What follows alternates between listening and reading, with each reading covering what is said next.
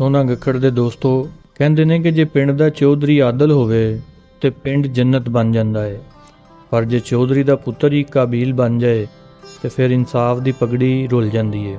ਅੱਜ ਦੀ ਇਹ ਦਾਸਤਾਨ ਪੰਜਾਬ ਦੇ ਉਸ ਮੋੜ ਦੀ ਹੈ ਜਿੱਥੇ ਇੱਕ ਪਾਸੇ ਚੌਧਰੀ ਦਾ ਜਾਹੋ ਜਲਾਲ ਸੀ ਤੇ ਦੂਜੇ ਪਾਸੇ ਇੱਕ ਗਰੀਬ ਕਿਸਾਨ ਦੇ ਬੈਲ ਦਾ ਕਤਲ।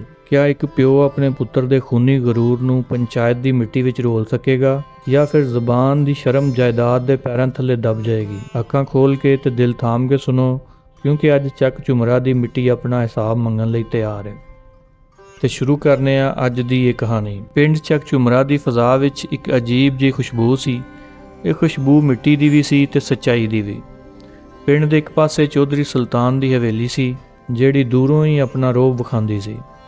ਚੌਧਰੀ ਸੁਲਤਾਨ ਆਪਣੀ ਅਕੜ ਤੇ ਜ਼ਮੀਨ ਲਈ ਮਸ਼ਹੂਰ ਸੀ। ਉਹਦਾ ਕੱਦ ਲੰਮਾ ਤੇ ਅੱਖਾਂ ਵਿੱਚ ਐਸਾ ਜਲਾਲ ਸੀ ਕਿ ਪਿੰਡ ਦਾ ਕੋਈ ਬੰਦਾ ਉਹਦੇ ਸਾਹਮਣੇ ਅੱਖ ਚੁੱਕ ਕੇ ਗੱਲ ਨਹੀਂ ਸੀ ਕਰ ਸਕਦਾ। ਚੌਧਰੀ ਦਾ ਇੱਕੋ ਹੀ ਪੁੱਤਰ ਸੀ ਜ਼ਮਾਨ।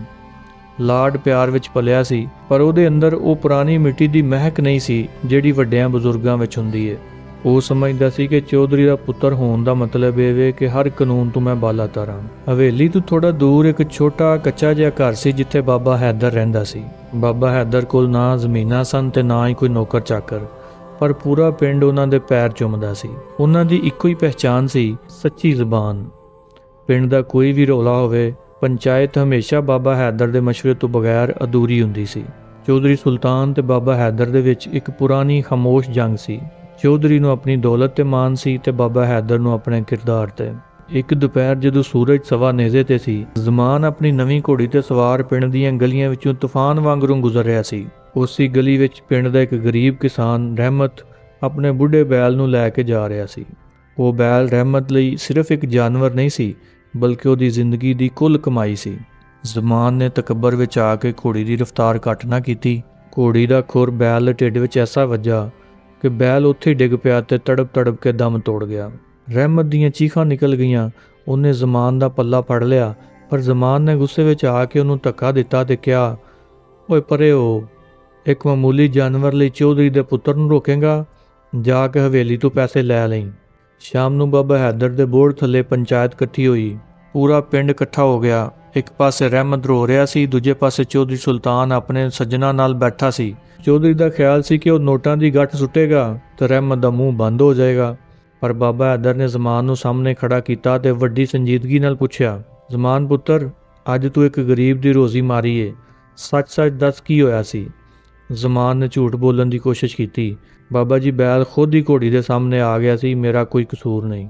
ਚੌਧਰੀ ਸੁਲਤਾਨ ਨੇ ਜਦੋਂ ਆਪਣੇ ਪੁੱਤਰ ਦੇ ਮੂੰਹ ਤੋਂ ਝੂਠ ਸੁਣਿਆ ਤੇ ਉਹਦੀ ਗੈਰਤ ਜਾਗ ਪਈ। ਉਹਨੇ ਸੋਚਿਆ ਕਿ ਜੇ ਅੱਜ ਪੁੱਤਰ ਨੇ ਝੂਠ ਬੋਲ ਕੇ ਜਾਨ ਬਚਾ ਲਈ ਤੇ ਕੱਲ ਇਹ ਪਿੰਡ ਦੀ ਇੱਜ਼ਤ ਵੀ ਮਿੱਟੀ ਵਿੱਚ ਮਿਲਾ ਦੇਗਾ। ਚੌਧਰੀ ਸੁਲਤਾਨ ਉੱਠਿਆ ਤੇ ਗਰਜ ਕੇ ਬੋਲਿਆ, ਹੈਦਰ ਖਾਨ, ਮੇਰਾ ਪੁੱਤਰ ਝੂਠ ਬੋਲ ਰਿਹਾ ਏ। ਮੈਂ ਹਵੇਲੀ ਦੀ ਛੱਤ ਤੋਂ ਸਭ ਵੇਖ ਰਿਹਾ ਸਾਂ। ਕਸੂਰ ਜ਼ਮਾਨ ਦਾ ਹੀ ਏ ਤੇ ਅਸੀਂ ਆਪਣੀ ਜ਼ਬਾਨ ਤੋਂ ਨਹੀਂ ਫਿਰਾਂਗੇ। ਪੂਰਾ ਮਜਮਾ ਹੈਰਾਨ ਰਹਿ ਗਿਆ। ਬਾਬਾ ਹੈਦਰ ਨੇ ਮੁਸਕਰਾ ਕੇ ਚੌਧਰੀ ਵੱਲ ਵੇਖਿਆ ਤੇ ਆਪਣਾ ਫੈਸਲਾ ਸੁਣਾਇਆ।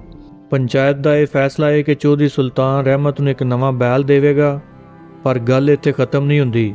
ਜ਼ਮਾਨ ਨੂੰ ਅਗਲੇ 1 ਮਹੀਨੇ ਤੱਕ ਰਹਿਮਤ ਦੇ ਖੇਤਾਂ ਵਿੱਚ ਉਹੀ ਕੰਮ ਕਰਨਾ ਪਵੇਗਾ ਜੋ ਉਹਦਾ ਬੈਲ ਕਰਦਾ ਸੀ। ਇਹ ਜ਼ਮਾਨ ਦੇ ਗਰੂਰ ਦੀ ਸਜ਼ਾ ਹੈ। ਚੌਧਰੀ ਦੇ ਬੰਦਿਆਂ ਨੇ ਸ਼ੋਰ ਮਚਾਇਆ ਕਿ ਚੌਧਰੀ ਦਾ ਪੁੱਤਰ ਮਜ਼ਦੂਰੀ ਕਰੇਗਾ, ਇਹ ਸਾਡੀ ਤੋਹੀਨ ਹੈ। ਪਰ ਚੌਧਰੀ ਸੁਲਤਾਨ ਨੇ ਹੱਥ ਦੇ ਕੇ ਇਸ਼ਾਰੇ ਨਾਲ ਸਭ ਨੂੰ ਖਾਮੋਸ਼ ਕਰ ਦਿੱਤਾ। ਉਹਨੇ ਕਿਹਾ, ਪੰਚਾਇਤ ਦਾ ਮਾਣ ਹੀ ਸਾਡੀ ਅਸਲ ਪੱਗ ਹੈ। ਜ਼ਮਾਨ, ਕੱਲ ਸੂਰਜ ਨਿਕਲਣ ਤੋਂ ਪਹਿਲੇ ਤੂੰ ਰਹਿਮਤ ਦੇ ਖੇਤ ਵਿੱਚ ਹੋਣਾ ਚਾਹੀਦਾ ਹੈ।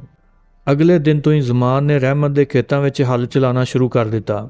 ਉਹੀ ਹੱਥ ਜਿਹੜੇ ਕਦੀ ਰੇਸ਼ਮ ਛੂੰਹਦੇ ਸਨ, ਹੁਣ ਉਹ ਮਿੱਟੀ ਵਿੱਚ ਚਟੇ ਹੋਏ ਸਨ। ਪਹਿਲੇ ਕੁਝ ਦਿਨ ਜ਼ਮਾਨ ਦੇ ਦਿਲ ਵਿੱਚ ਨਫ਼ਰਤ ਸੀ, ਪਰ ਜਿਵੇਂ ਜਿਵੇਂ ਉਹਨੇ ਜ਼ਮੀਨ ਨਾਲ ਪੱਗ ਪਸੀਨਾ ਬਹਾਇਆ, ਉਹਨੂੰ ਅਹਿਸਾਸ ਹੋਇਆ ਕਿ ਇੱਕ ਗਰੀਬ ਕਿਸਾਨ ਕਿੰਨੀ ਮਿਹਨਤ ਨਾਲ ਅਨਾਜ ਉਗਾਉਂਦਾ ਹੈ। ਰਹਿਮਤ ਦੀ ਧੀ ਜਦੋਂ ਰੋਟੀ ਲੈ ਕੇ ਆਉਂਦੀ ਤੇ ਜ਼ਮਾਨ ਸ਼ਰਮ ਨਾਲ ਅੱਖਾਂ ਨੀਵੀਆਂ ਕਰ ਲੈਂਦਾ। ਇੱਕ ਦਿਨ ਰਹਿਮਤ ਨੇ ਜ਼ਮਾਨ ਦੇ ਸਿਰ ਤੇ ਹੱਥ ਰੱਖਿਆ ਤੇ ਕਿਹਾ, ਪੁੱਤਰਾ ਜਾ, ਮੈਂ ਤੈਨੂੰ ਮਾਫ਼ ਕੀਤਾ। ਤੂੰ ਤੇ ਚੌਧਰੀ ਦਾ ਸ਼ਹਿਜ਼ਾਦਾ ਹੈ। ਤੇਰੀ ਮਿਹਨਤ ਨੇ ਮੇਰਾ ਸੀਨਾ ਠੰਡਾ ਕਰ ਦਿੱਤਾ ਹੈ। ਜ਼ਮਾਨ ਦੀਆਂ ਅੱਖਾਂ ਵਿੱਚ ਹੰਝੂ ਆ ਗਏ। ਉਹਨੇ ਪਹਿਲੀ ਵਾਰ ਮਹਿਸੂਸ ਕੀਤਾ ਕਿ ਅਸਲੀ ਸਕੂਨ ਪੈਸੇ ਵਿੱਚ ਨਹੀਂ, ਬਲਕਿ ਕਿਸੇ ਦਾ ਦਿਲ ਜਿੱਤਣ ਵਿੱਚ ਹੈ। ਮਹੀਨਾ ਪੂਰਾ ਹੋਇਆ। ਚੌਧਰੀ ਸੁਲਤਾਨ ਤੇ ਬਾਬਾ ਹੈਦਰ ਦੁਬਾਰਾ ਮਿਲੇ, ਪਰ ਇਸ ਵਾਰ ਦੁਸ਼ਮਣ ਬਣ ਕੇ ਨਹੀਂ, ਬਲਕਿ ਇੱਕ ਦੂਜੇ ਦਾ ਮਾਣ ਬਣ ਕੇ। ਜ਼ਮਾਨ ਹੁਣ ਬਦਲਿਆ ਹੋਇਆ ਇਨਸਾਨ ਸੀ। ਉਹਨੇ ਬਾਬਾ ਹੈਦਰ ਦੇ ਪੈਰ ਛੂਏ ਤੇ ਕਿਹਾ, ਬਾਬਾ ਜੀ, ਤੁਹਾਡੇ ਫੈਸਲੇ ਨੇ ਮੇਰੇ ਦਿਲ ਦੀ ਕਾਲੀ ਮਿੱਟੀ ਨੂੰ ਸਾਫ਼ ਕਰ ਦਿੱਤਾ ਹੈ। ਚੌਧਰੀ ਸੁਲਤਾਨ ਨੇ ਰਹਿਮਤ ਨੂੰ ਹਵੇਲੀ ਬੁਲਾਇਆ ਤੇ ਨਾ ਸਿਰਫ ਨਵਾਂ ਬੈਲ ਦਿੱਤਾ ਬਲਕਿ ਉਹਦੀ ਧੀ ਦੇ ਵਿਆਹ ਦਾ ਸਾਰਾ ਖਰਚਾ ਵੀ ਆਪਣੇ ਜ਼ਿੰਮੇ ਲੈ ਲਿਆ। ਪਿੰਡ ਵਿੱਚ ਇਹ ਗੱਲ ਮਸ਼ਹੂਰ ਹੋ ਗਈ ਕਿ ਚੌਧਰੀ ਦੀ ਗੈਰਤ ਤੇ ਬਾਬਾ ਹੈਦਰ ਦੇ ਇਨਸਾਫ ਨੇ ਚੱਕ ਝੁਮਰਾ ਨੂੰ ਇੱਕ ਮਿਸਾਲ ਬਣਾ ਦਿੱਤਾ ਹੈ। ਸੋ ਨੰਗਖੜ ਦੇ ਦੋਸਤੋ, ਇਹ ਕਹਾਣੀ ਸਾਨੂੰ ਸਿਖਾਉਂਦੀ ਹੈ ਕਿ ਸੱਚਾ ਮਰਦ ਉਹੀ ਹੈ ਜਿਹੜਾ ਆਪਣੀ ਜ਼ੁਬਾਨ ਦਾ ਪਾਲਨ ਕਰੇ, ਭਾਵੇਂ ਉਹਦੇ ਪੁੱਤਰ ਨੂੰ ਹੀ ਸਜ਼ਾ ਕਿਉਂ ਨਾ ਮਿਲਦੀ ਹੋਵੇ। ਤੇ ਗਰੂਰ ਦਾ ਇਲਾਜ ਸਿਰਫ ਆਜਜ਼ੀ ਤੇ ਮਿਹਨਤ ਵਿੱਚ ਹੈ। ਤੇ ਸਭ ਤੋਂ ਅਹਿਮ ਗੱਲ, ਜਦੋਂ ਤੱਕ ਪਿੰਡਾਂ ਦੇ ਬਜ਼ੁਰਗ ਇਨਸਾਫ ਕਰਦੇ ਰਹਿਣਗੇ, ਪਿੰਡ ਆਬਾਦ ਰਹਿਣਗੇ।